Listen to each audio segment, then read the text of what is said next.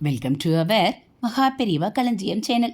இன்றைக்கி நம்ம ஆன்மீக கதைகளில் குருவாயூரில் இருக்கக்கூடிய கிருஷ்ணர் பாதாள அஞ்சனக்கல்லில் செய்யப்பட்ட கிருஷ்ணர் என்பதை தெரிந்து கொள்ளலாம். குருவாயூர் திருக்கோவிலில் தரிசனம் தரும் மூலவர் ஸ்ரீ குருவாயூரப்பனின் விக்கிரகம் தனிச்சிறப்பு கொண்டதாகும். மிகவும் புனிதமானது என கருதப்படும் பாதாள அஞ்சனம் எனும் கல்லில் மூலவர் விக்கிரகம் வடிக்கப்பட்டுள்ளது. இந்த விக்கிரகத்தை ஒரு காலத்தில் மகாவிஷ்ணு வைகுண்டத்தில் வைத்து வழிபட்டு வந்தார்.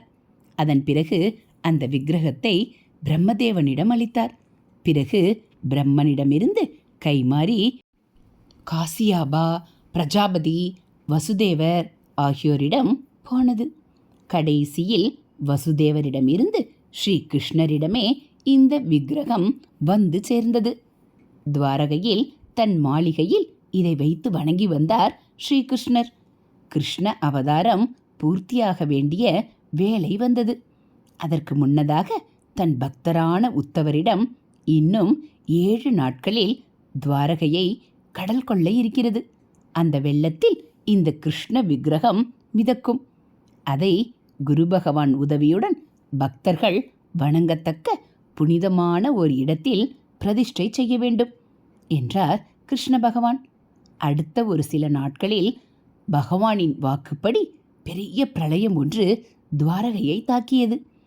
அந்த வெள்ளத்தில் மிதந்து வந்த விக்கிரகம் ஸ்ரீ கிருஷ்ணரின் வாக்குப்படி குரு பகவானிடம் போய் சேர்ந்தது.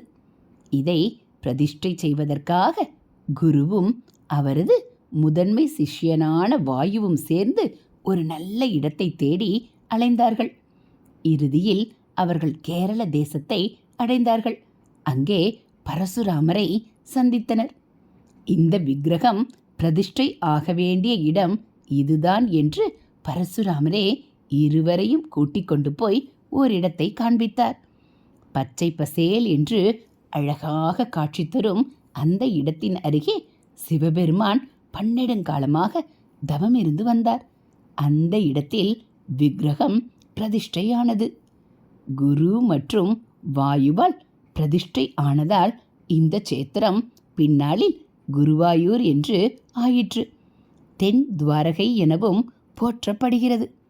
இத்தகைய பெருமையுள்ள குருவாயூர் ஸ்தலத்திற்கு நாமும் வாழ்வில் ஒரு முறையாவது சென்று நம் குருவாயூரப்பனை வணங்கி வர வேண்டும். இதுபோல் ஆன்மீக தகவல்களை நீங்கள் தெரிஞ்சுக்கணும் அப்படின்னா மறக்காமல் நம்ம சேனலை சப்ஸ்கிரைப் பண்ணுங்கள். கூடவே பெல் ஐக்கானை கிளிக் பண்ணி ஆள்ங்கிற பட்டனையும் அழுத்திடுங்க. நம்ம சேனலில் வரக்கூடிய ஆன்மீக கதைகள் எல்லாம் உங்களுக்கு பிடிச்சிருந்தா ஒரு லைக்கும் கமெண்ட்டும் கொடுத்து உங்களுக்கு தெரிஞ்சவங்களுக்கும் ஷேர் பண்ணுங்கள். தேங்க்யூ.